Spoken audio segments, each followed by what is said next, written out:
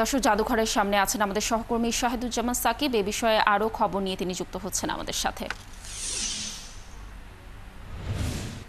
সাকিব, স্বরাষ্ট্র উপদেষ্টার সাথে প্রতিনিধি দলের একটি বৈঠকের কথা আমরা জানাচ্ছিলাম দর্শকদের। বৈঠকের সর্বশেষ কি তথ্য রয়েছে আপনার কাছে জানাবেন?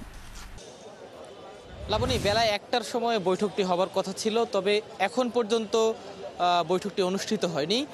যারা আন্দোলনকারী রয়েছেন তাদের 10 সদস্যের একটি প্রতিনিধি কিছুক্ষণ আগে শাহবাগ থানায় পুলিশের ঊর্ধ্বতন যারা কর্তৃপক্ষ তাদের সঙ্গে কথা বলেছেন বলে আমরা জেনেছি।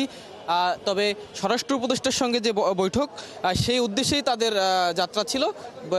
সেখানে না গিয়ে তারা পুলিশের যারা কর্মকর্তা রয়েছেন তাদের সঙ্গে বসেছিলেন।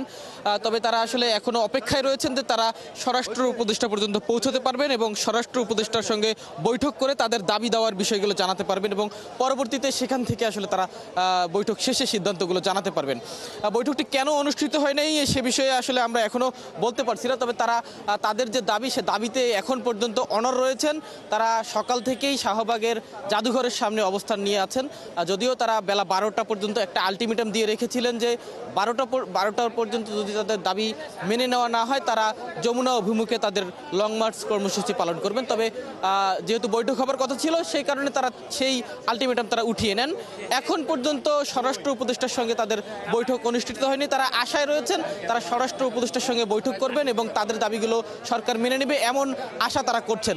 আমরা একজন আন্দোলনকারীর কাছে জানতে চাই আপনাদের সর্বশেষ আসলে কি তথ্য রয়েছে, আপনাদের বৈঠক হলো কিনা বা হবে কিনা?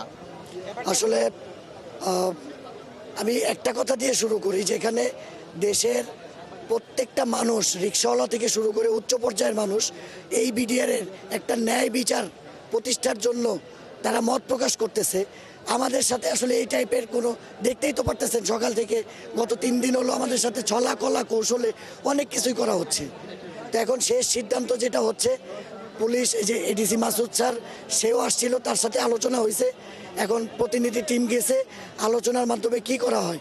তবে আপনাদের একটা জিনিস জানিয়ে রাখি, সেটা হলো সরকার যখন আমাদের আন্দোলনের ফলে একটা কমিশন গঠন করেছিল, ওইখানে একটা বিশাল শুভঙ্করের ফাঁকি রয়েছে।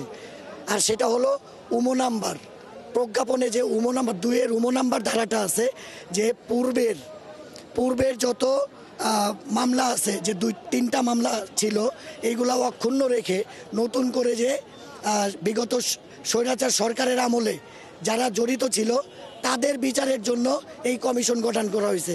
আমাদের আন্দোলন তো এটা ছিল না। আপনি পুনর্তদন্ত যতক্ষণ পর্যন্ত করবেন না ততক্ষণ পর্যন্ত ন্যায় বিচার প্রতিষ্ঠা হবে না। কারণ শেখ হাসিনা তার দাবির বিষয়গুলো তিনি বলছিলেন এবং তিনি কিন্তু আরেকটি বিষয় বলছিলেন যে তদন্ত কমিশন গঠন করা হয়েছে, তার পুনর্গঠনের কথাও তারা বলছেন, যেটি তাদের 3টি দাবির মধ্যে রয়েছে। তো এখন পর্যন্ত বৈঠক শেষে আসলে কি সিদ্ধান্ত হয় সেগুলো হয়তো নিয়ে তাদের পরবর্তী কোনো কর্মসূচি থাকে কিনা। ধন্যবাদ, আপনি থাকুন সেখানে। আমরা নিশ্চয়ই বৈঠক পরবর্তী তথ্য আপনার মাধ্যমে দর্শকদেরকে জানানোর চেষ্টা করব।